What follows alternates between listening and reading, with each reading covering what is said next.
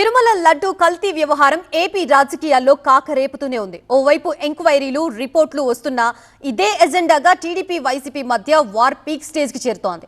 తాజాగా శాసన మండలిలో శ్రీవారి ఫోటోల ప్రదర్శన ఎపిసోడ్తో టీడీపీ, వైసీపీ నేతల మధ్య మరోసారి మాటల యుద్ధం జరుగుతోంది.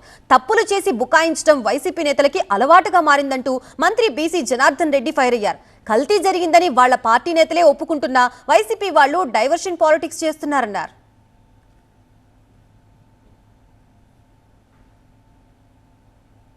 ఆ రోజు కల్తీ నవిలో కొవ్వు లేదన్నారు, కొవ్వు ఉంది అని చెప్పి, కొవ్వు కలిసిన మాట వాస్తవం అని చెప్పి వాళ్ళ సభ్యులే చెప్పారు. సుబ్బారెడ్డి గారు చెప్పారు, మోగరు చెప్పారు.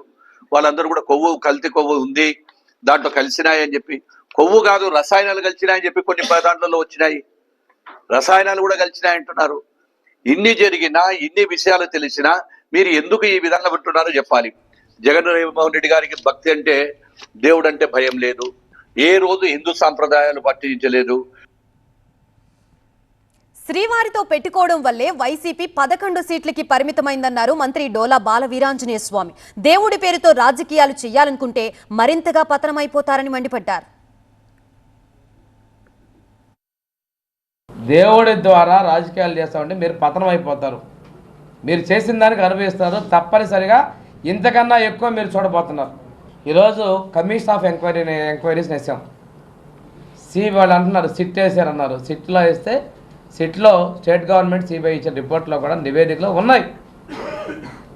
లో లెవెల్ ఆఫ్ ఫ్యాట్ కంటెంట్స్ ఉన్నాయని చెప్పేసి ఆ రిపోర్ట్లో ఉంది.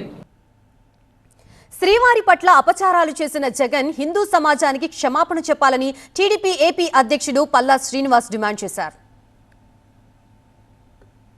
కేవలం ఆయన చేసినటువంటి తప్పుని కప్పుపుచ్చుకోవడానికి కోసం చేస్తున్నటువంటి దుర్మార్గపు ఆలోచన అని చెప్పి ఈ సందర్భంగా తెలియజేస్తున్నాడు. ఒక నాయకత్వం తీసుకున్నటువంటి వారు ఒక గౌరవం ఇవ్వాల్సినటువంటి అవసరం ఉంది. ఆ మనోభావాల్ని మర్యాద ఇవ్వాల్సినటువంటి అవసరం ఉంది.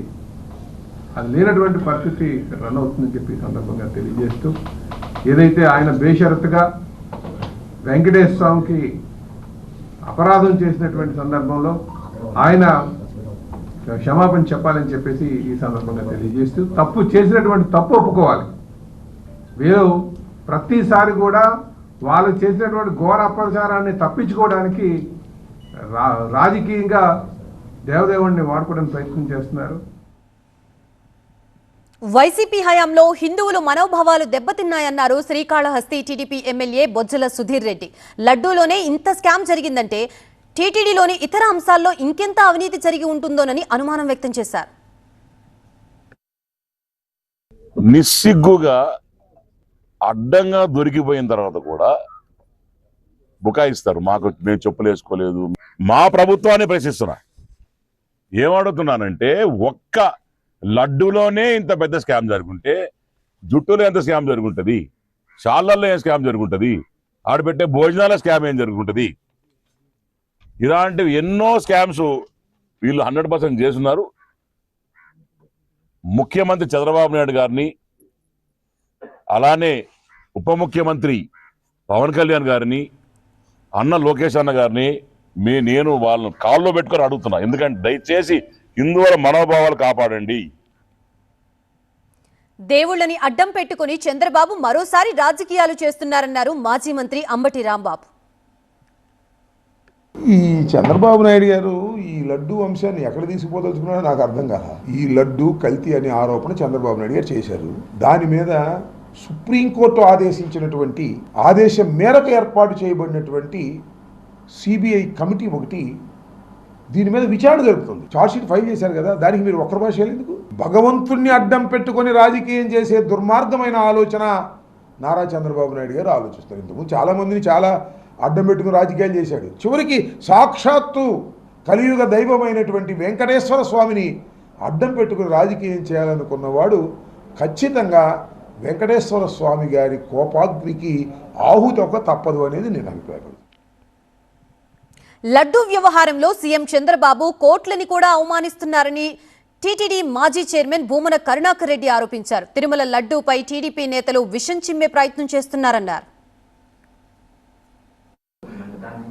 వీళ్ళు వన్ మ్యాన్ కమిషన్ వేయటం అన్నది పూర్తి చట్ట వ్యతిరేకమైనటువంటిదే కాకుండా సుప్రీంకోర్టునే అవహేళన చేయటము, సుప్రీంకోర్టునే ధిక్కరించటము. ఆ ధిక్కరించి సుప్రీంకోర్టు ఆదేశంతో జరిగినటువంటి విచారణ మీద నమ్మకం లేదు అన్నట్టుగా ప్రవర్తించి ఏకసభ్య కమిషన్ను వేశారు. కనుక ఖచ్చితంగా సుప్రీంకోర్టు చంద్రబాబు గారికి మొట్టికాయలు వేస్తుందన్నటువంటి ప్రగాఢమైనటువంటి నమ్మకం మాకున్నది.